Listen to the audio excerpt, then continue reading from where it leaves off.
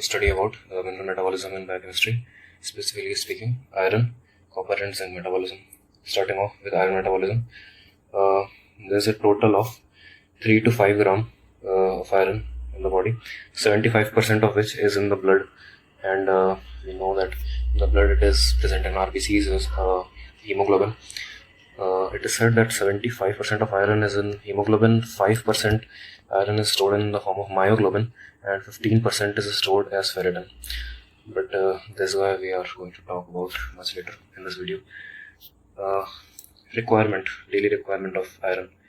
How much iron should be in the daily dietary intake. So again we will listen to Park textbook and not Vasudevan in this regard. And Park again gives very easy data. Park says that 19 milligram per day for male, 29 milligram per day for female, 27 milligram per day for pregnant female, and 23 milligram per day for breastfeeding female is adequate. Now you can see a trend that male required not much and female required a lot, but when the female bared a child, requirement decreased, and the reason for that is the female menstruates, and that's how she loses a lot of iron. We'll study later that iron in the body is conserved, and there aren't many ways to lose it. For male at least there is very negligible excretion in one way or any other. But females have a mechanism to lose it every month, but when she becomes pregnant, that mechanism is lost altogether. The only reason the level is any different is because of this for nursing the fetus, right? Now, sources of iron. This one again quite obvious. We all have heard it since our childhood. Green leafy vegetables, but not exactly a good source. Then there is jaggery. Definitely a very renowned and a very reliable source, but the reason that jaggery has a lot of iron is not because it does actually have a lot of iron. It's hidden in its preparation, that it is made in iron vessel, so that is how it absorbs the iron from the vessel, and that is how it is rich in iron.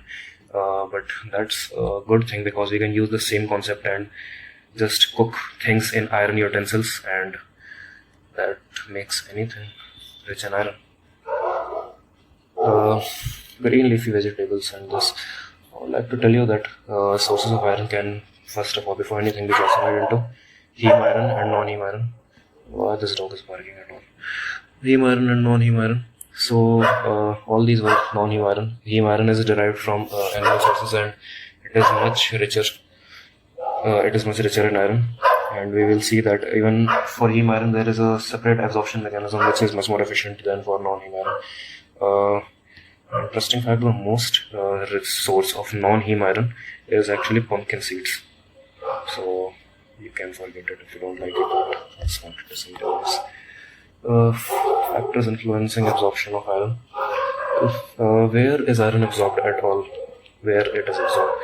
So it is absorbed in duodenum, and that too in proximal duodenum more than distal duodenum.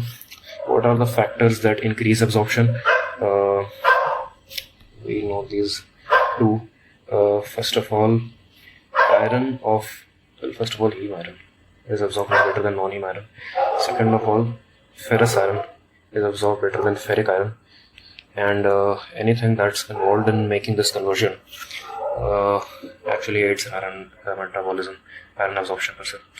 And this is aided by ascorbic acid, or you can call it vitamin C. You do actually. There are also things that decrease the iron absorption, and these include phytates, as always, oxalates, as always, and other minerals. Calcium, yes, definitely. Why? Well, if you've seen the calcium video, you would know that there's a lot of similarity. Calcium also likes vitamin C, iron also likes vitamin C. Calcium is also absorbed in proximal duodenum. Iron is also absorbed in the proximal duodenum. So also calcium is also Ca2+. And iron, the preferred absorbed form, is also 2+. That makes it quite competitive for the two to actually get absorbed if they are shared or they are taken at the same time. Coming on to how actually iron is absorbed. So you should know a lot of terms very well. Mucosal block theory. What? Mucosal block theory is a very important theory, and what it essentially says is that most of the things, in fact every single thing that's absorbed via gut except iron, is regulated either at absorption or at excretion, and that's how the level are maintained. But for iron, everything is done at absorption site itself, right? So if the body doesn't need any more iron, then it will simply not absorb it at all, and if it needs more iron, then it will make it will do things that will aid in increased absorption, right? So let's see how the iron absorption essentially occurs. So the mechanism, a lot of other important terms, but I think I'll just mention them after I've gone through the mechanism in total.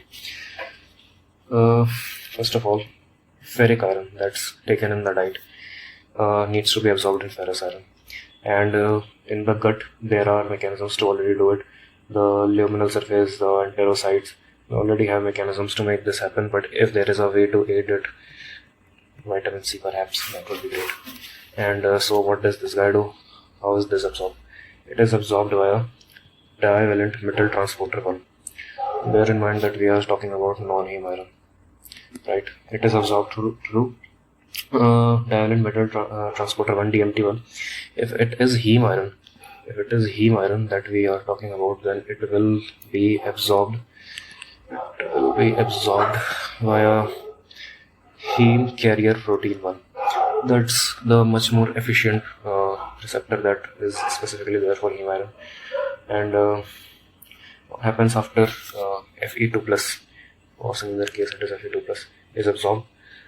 For heme iron, again, it gets a little special treatment. There is an enzyme called as heme oxygenase, and heme oxygenase oxidizes Fe2 plus back to Fe3 plus, and this guy also gets the same treatment. Really, it needs to get back to 3 plus, because 2 plus was only for formality to just get in.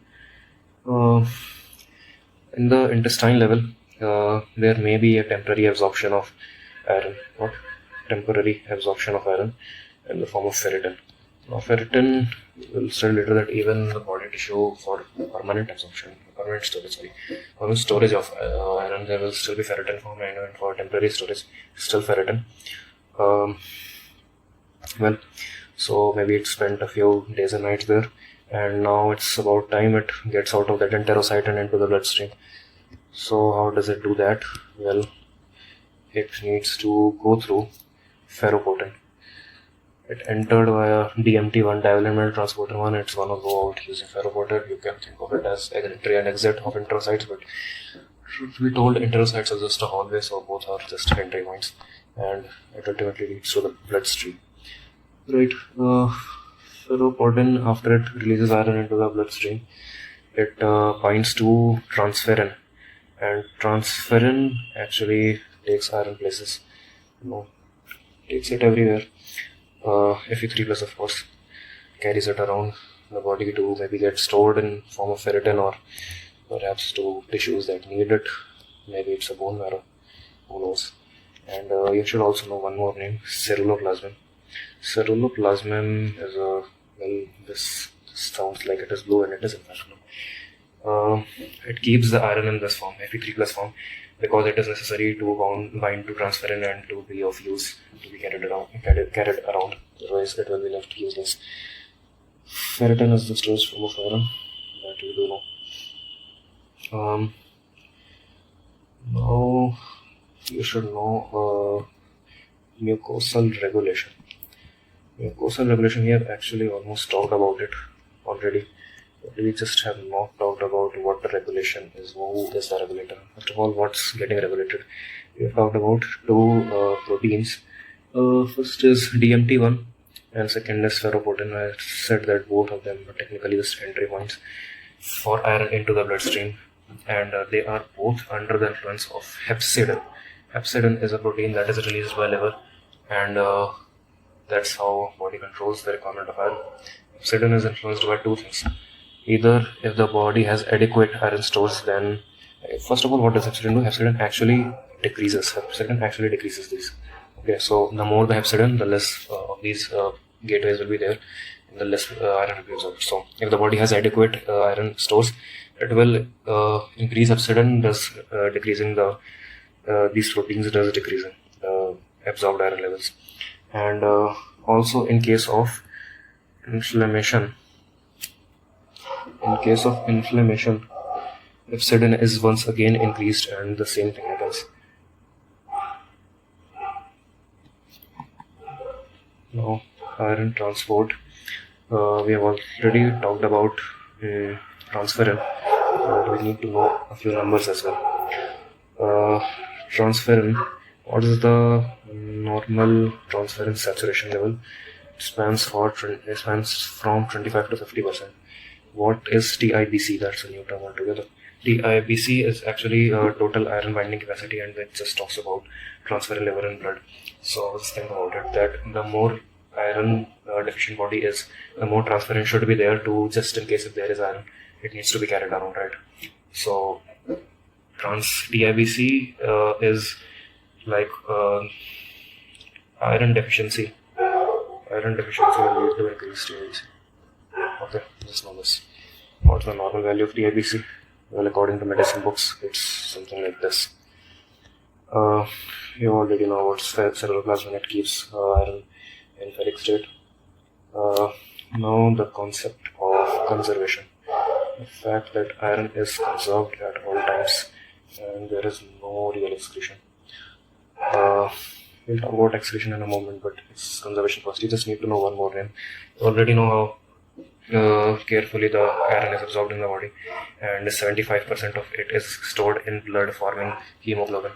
And you do know that RBCs only have 120-day life cycle. So after 120 days, when RBC does undergo lysis, iron will be released, and what will it do floating in the plasma? That's a waste. So iron body makes arrangement to not let go of iron and be wasted, and it produces something known as haptoglobin. What does haptoglobin do? Haptoglobin binds to the iron that is released after RBC lysis, and it just stops it from being wasted. Really, it technically just puts it back into circulation, and so it will be again stored as ferritin, and transferrin. Wherever it is needed can be used again. Of course, if a mineral doesn't have an expiry date, there's only one way to waste it, and that's to throw it out of the body, and haptoglobin is not letting that happen. That's good. Now, finally on to iron excretion. I've already mentioned it a million times that it doesn't really happen, but it's got to happen. Right? If iron doesn't leave the body at all, then why do we need, why is there our 19 mg per day requirement in males, right? There's got to be some sort of wastage. So yeah, in urine there is negligible waste. So for all practical purposes, we'll call it zero. So how is it getting wasted at all? It is getting wasted from cells. Well, it's stored in all sorts of cells. For example, skin cells. Skin cells have their own life cycle. I'm not so sure how long that is. I don't quite remember. But when the cells shed the iron stored in them, it is, bear in mind, it is the iron of the body, right? It's stored everywhere. It's stored in skin. So if skin cells are lost, iron stored in them, it will be lost, and ultimately that's just iron leaving the body, right? So that's one way. Another very prominent way that leads to iron loss is intestinal lining that gets replaced very, very often. Intestinal, yes. Remember how there is a temporary storage? Well, if it gets replaced, all the temporary stores will be gone bye-bye, right? So yeah, and if there's bleeding, there will be loss, but I'm not calling that as excretion. Well, none of this is excretion. I may as well mention feces, but that's just all the non-absorbed iron, so that's also stupid. Now, what does iron deficiency cause? Believe it or not, it causes iron deficiency anemia, and it's a huge topic, and I'd rather not go into it, but I will mention very few things. For example, what are the manifestations a patient can present with pica, that is eating dirt, fatigue? Well, I should write that first. Fatigue, pica, spooning of nails. It can also be present as part of another syndrome, like what do they call it? Peterson-Kelly-Brown syndrome. It had one more name. What was it? Yeah, Plummer-Wilson syndrome. Plummer-Wilson syndrome. Iron deficiency anemia is part of a triad that is also included in this syndrome. And yeah, you will read a lot about this. The blood picture in iron deficiency anemia is microcytic hypochromic, right? That's one thing to remember, and everything else I'm not mentioning. Copper. The next, much I guess low yielding mineral, copper. There's actually 100 mg of copper in the total body, right? What are its function? Well, we mentioned ceruloplasmin not too long ago, and it has copper, and it's also present in many more enzymes. Ceruloplasmin is also an enzyme, rather. Many more enzymes like cytochrome C and ALA synthase. ALA synthase is involved in heme synthesis, right? Think of it this way: ceruloplasmin and ALA synthase both have role to play in blood formation. You could call it crudely. So theoretically speaking, copper deficiency actually causes copper deficiency anemia. It's actually a microcytic normochromic anemia, but no one will ever ask you that. So be sure that you like to remember it or not. There's also non-enzymatic proteins that copper is part of. For example, cerebrocopperin in brain, erythrocopperin in bone marrow. I think the name just gives it away at this point, right? One might expect you to remember plasma levels of ceruloplasmin, 25 to 50 mg per dl, especially if you're trying to make a diagnosis of Wilson disease that we'll talk about in a moment. And that moment is now Wilson disease, right? Just two things, not much. What's the basic defect? There's a defect of copper binding ATPase. You will hear me sing this one more time. So what's the difference between this time and the next time I'll say it? This is a ATP7B gene defect, right? And what's the manifestation? Just remember the words: hepatolenticular degeneration. The topic is quite vast and it's not worth going into, not in a revision series anyways. What's the spelling these days? Degeneration, yeah. This is liver, so it causes actually cirrhosis. Lenticular, this is actually talking about brain, so it presents with decreased scholastic performance, school performance, tremors, and also some features like some clinical signs that we test, like log phase test and things like that. How do we treat it? Yeah, that's one more thing that you got to remember. We treat it primarily by chelation using what? D-penicillamine. D-penicillamine. It just chelates the copper. What's the basic pathology? I think I should talk about it at least a little more. What this thing does is that it throws copper out of the cells. Which cells? Out of the liver cells, right? And liver and other cells, mainly liver, but also brain cells. That's why hepatolenticular degeneration. And since it is not getting thrown out into the bloodstream, it is getting accumulated, and that accumulation is causing all sorts of trouble, right? So by chelating copper, we are just dragging it out of those tissues and throwing it out of the body, not letting toxicity develop as it is trying to. Other thing that we can do is increase zinc in diet, because zinc and copper compete for each other's absorption, and increasing zinc will indirectly decrease copper absorption from the body. Another thing that we were going to mention, we were going to listen, was Menkes disease, also known as Menkes kinky hair syndrome, because the hair gets fuzzy, called. Mainly what you should know is it gets brittle, right? It breaks easily and it has very characteristic appearance. You should look up a photo on the internet and you will not forget it, right? It's an X-linked recessive disorder, right? So it will only be seen in male child. And also the defect here is of ATP7A gene. Last time it was of ATP7B, this time it is of ATP7A gene. And again there's defect of copper binding ATPase. As I said, I was going to say that again, and here it is. What ultimately happens is that copper is not available for metabolism out of the places where it gets trapped in this disease, and that place happens to be connective tissue, collagen, not really collagen, connective tissue, and vascular areas. What you need to know actually is that you won't see much of these guys because the child dies in infancy. You will directly not see a photo of an adult when you look up Menkes disease. So let's go to metabolism. Now coming on to zinc metabolism. Again, low yield. You can skip the video at this point. Total body zinc is 2 gram, and 60% of it is stored in muscle, and 30% of it is stored in bones. Right. The highest concentration of zinc in the body is seen in brain and prostatic secretion. That's two names I never thought I'll see next to each other, but here we are. In liver, zinc is stored in combination with specific protein known as metallothionein, right? And coming on to the functions, right?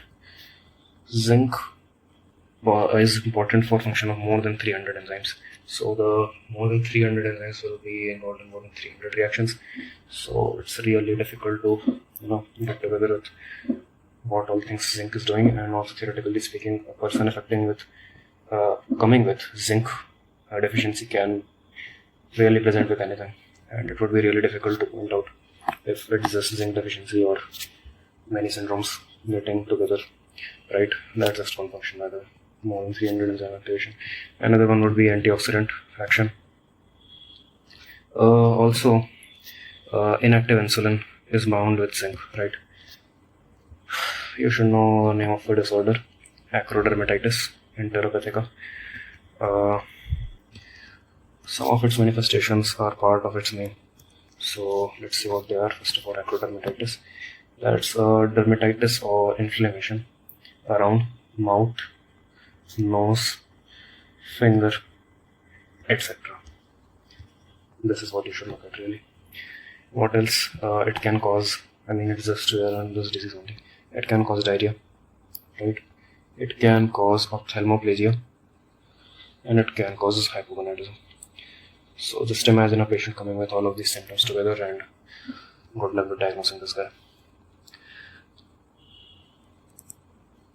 Zinc toxicity. Zinc toxicity actually requires intake of more than 1000 mg zinc per day. So realistically speaking, you're not gonna get it unless you're chewing down an ore from a mine. But people do get it, and well, they most certainly do not get by eating so much zinc, but it's actually seen in welders, right? Welders working on these metals, they are exposed to excessive amount of zinc oxide fumes, and that's how they develop this toxicity. Another way to develop this toxicity is that some of the rat poisons have it, right? So maybe just look at the ingredients. Chronic toxicity and acute toxicity, it can present in two forms, right? Chronic and acute. In acute toxicity, it will present with fever, headache, well, not quite specific, but something is coming, excessive salivation. Well, that's still not that of a buzzword, it's still something. Chronic toxicity includes gastric ulcer, pancreatitis, and anemia. And yeah, that's about everything. Thanks.